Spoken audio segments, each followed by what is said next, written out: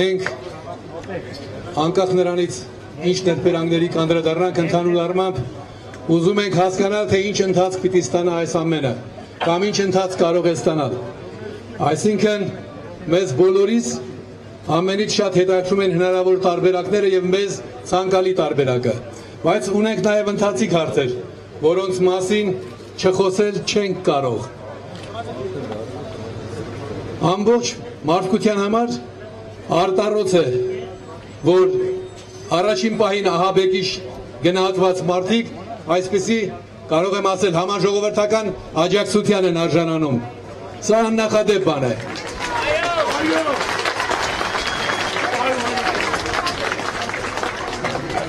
Բայց մենք պիտի ինքներս նաև մեզ համար հասկանանք, որ ահաբեկիչ որպես ահաբեկիչ ներկայացված մեր եղբայրները ինչ հիմնական շարժառիթներ են ունեցել։ Դրա մասին որքան էլ որ խոսենք, աշխարհը շատ հստակ բացատրության է սպասում եւ այս երևույթի, որ մենք աջակցում ենք եւ ընդհանրապես նախկինում որևէ նմանօրինակ պահվածքով հանդես չեկած նման հայտարարություններ չարած մարդիկ գնացին այսպիսի արմատական քայլի։ Բացատրությունը մեկն է,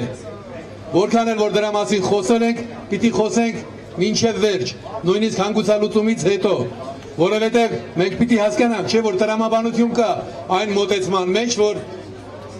ամբողջ աշխարհն դա ընդունում է։ Հարցերը լուծվելու են քաղաքական ճանապարհով, բայց քաղաքական ճանապարհով հարցերը լուծում են ստանում այն երկրներում,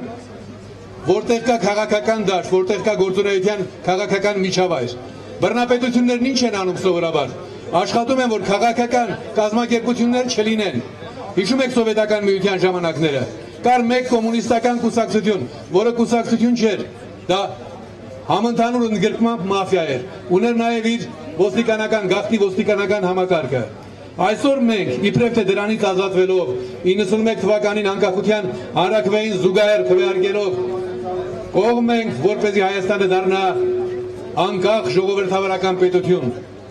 Մենք այսօր տեսնում ենք, որ կոմունիստական կուսակցության բարքերին փոխարինում է հանրապետական կուսակցությունը, նույն մոտեցմամբ։ Այն նրբերանգներով, որ ստեղծում կամ թույլ է տալիս ստեղծվել նաև այլ կուսակցություններ, որոնք դարձնում են իրեն ենթակա։ Նույնը վերաբերում է գաղտնի ծառայությանը։ Եթե անցյալում ուներ գաղափարախոսություն, այսօր այդ գաղտնի ծառայությունների հիմնական նպատակը իշխող խմբին ծառայելն է։ Եվ եթե նախկինում այդ մեկ գաղափարախոսությանն էին, հետևում այսօր նրանք դարձել են նաև բազմակուսակցական KGB։ Ճիշտ են բոլոր նրանք, ովքեր Հայաստանի քաղաքական ուժերից դժգոհություն են արտահայտում, որովհետև այդ ուժերի, եթե ոչ հիմնական մասը, ապա գոնե 90%-ը այսօր դարձել են կամակատար։ Եվ այդ պայմաններում դժվար է քաղաքացուց ակնկալել հավատ քաղաքական ուժերի նկատմամբ, բայց մենք այսօր մեր այս հավաքականությամբ փոխարինում ենք այն բացը, որը գոյացել է քաղաքական ուժերի անկատար էության եւ գործունեության հետևանքով։ Մենք գիտենք, որ առօրեական խնդիրներից ամենակարևորը այսօր Սասնա ծռերի մարդկանց, մեր ընկերների, մեր եղբայրների, մեր գաղափարակիցների սննդի հարցն է։ Նրանք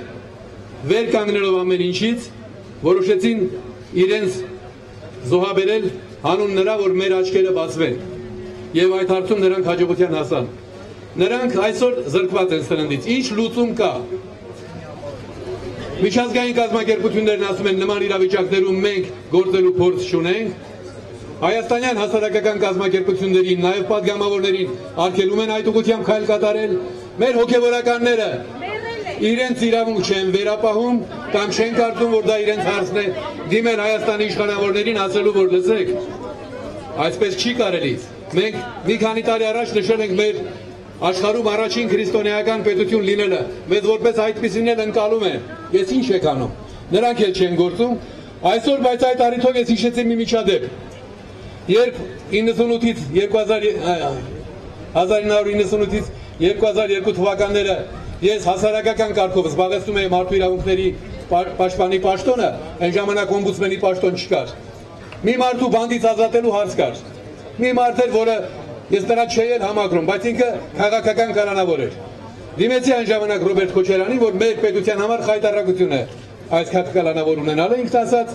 բայց այդ մարդը ավանտյուրիստ է, իրավունք չունի իբրև թե իր նկատառումները որ չարժի, որ ես ներկայացնեմ, նրանք այնքան բարձր գտնվեցին, որ պատաններին առանց որևէ, դուք եք կոչում պատան, նրանք իրականում պատան չէին, պատանդ կոչվողներին առանց որևէ նախապայմանի ազատ արձակեցին։ Հիմա դու նրանց մի կտոր հացից ես զրկում։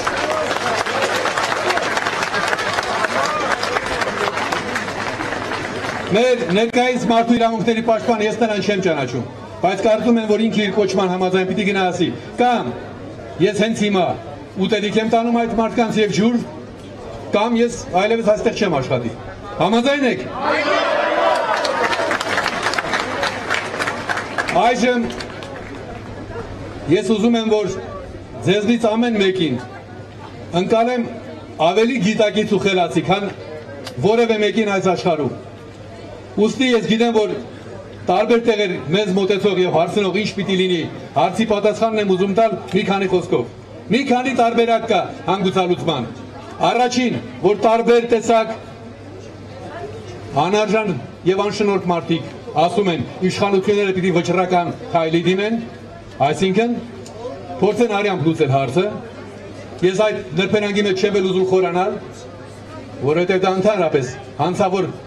այս իրավիճակում դա հանցավոր վերաբերմունք է։ Երկրորդը, Սասնածռերի տղաները զենքը վայր են դնում եւ ընդունում են այս իշխանությունների կողմից ողորմության արժանանալու ինչ-որ մի բան, դա նույնպես կարծես բացառված է, եւ հաջորդ տարբերակը հասկանալ է, ես դա ասացի, եւ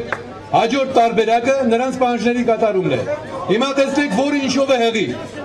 Առաջինի դեպքում արյունահեղություն, եւ մեզ իհարկե չի ուրախացնի, որ մեր տղաներից բացի կզոհվեն նաեւ հակառակորդ էլի հայ տղաներ, հայ մարդիկ։ Այստեղ շատ կարեւոր է, որ բոլորը հասկանան, այս միջադեպում, եթե այդպիսի ընթացք ստանա, բոլորը զոհեն։ Շահողը ավազակն է, այն ավազակը, որը իր աթոռի համար պահում է այս իրավիճակը։ Եթե մինչև 3 նրանք կարող էին ասել, մենք ինչ որ 30 հոգու զենքի, սպառնալիքի ճնշման տակ չենք գնալու համակարգային փոփոխությունների, ապա այսօր երեկվանից սկսած ակնհայտ է, որ այդ պահանջը համաժողովրդական պահանջ է։ Համաձայն եք։ Ուրեմն առաջին դեպքում ունենում ենք զոհեր, երկրորդ դեպքում ունենում ենք դարձյալ զոհեր, եւ միակ տարբերակը, որ զոհեր կարող են չլինել, դա այն է, որ Սերժ Սարգսյանը հրաժարական տա։ Եթե որևէ մեկը կարողանա հիմնավոր տարբերակ ներկայացնել, որ չէ ուրիշ տարբերակ էլ կա, ես խոստանում եմ, այլևս քաղաքականության մասին չխոսել, գնալ զբաղվել գրականությամբ, երգով, իրավագիտությամբ, բայց քաղաքականության մեջ չմտնել, չկա այլ տարբերակ, բոլոր տարբերակները տանում են դեպի արյունահեղություն, ուրեմն միայն մի տարբերակ կա, Սերժիկ հեռացի,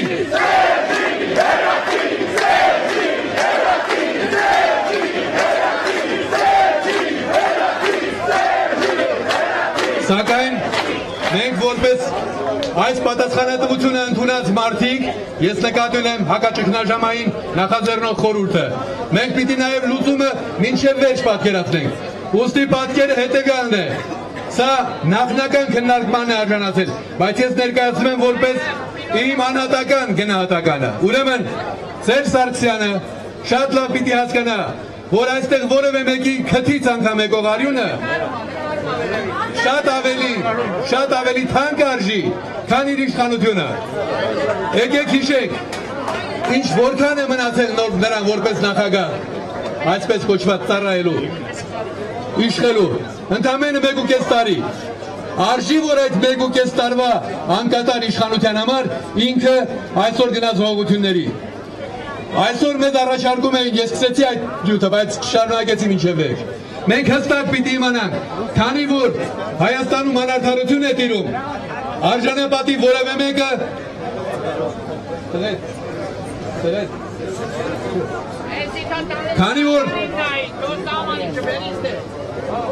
քանի որ Հայաստանում անարդարություն է տիրում եւ դա համատարած է մեր եղբայրները չեն դիմացել, համարել են, որ դա անթույլատրելի է, բայց վերջին ամենավճռական քայլը սահմանադրության կեղծումն է։ Կեղծվել է սահմանադրությունը, դա աշխարհում անթույլատրելի բան է։ Սահմանադրությունը սրբության սրբոց է, այնպես որ մեր ապստամբները ունեն շատ լուրջ պատճառ աշխարհի որևէ երկրում սահմանադրության կեղծումը, հիմնական օրենքի կեղծումը չի կարող ներվել։ Եվ այդ է պատճառը։ Հիմա տեսեք, ինչ պիտի անի Սերժ Սարգսյանը։ Սերժիկ հեռացիրը հասկացանք, բայց հեռանալուց առաջ, որպեսզի ամեն ինչ սահմանադրական ընթացքով գնա։ Ես սա ասում եմ, որպեսզի իմանանք ինչ է ակնկալվում։ Պիտի ինքը նշանակի նոր կառավարություն, այդ իրավունքը ինքը ունի։ Նոր կառավարությունը պիտի փոխարինի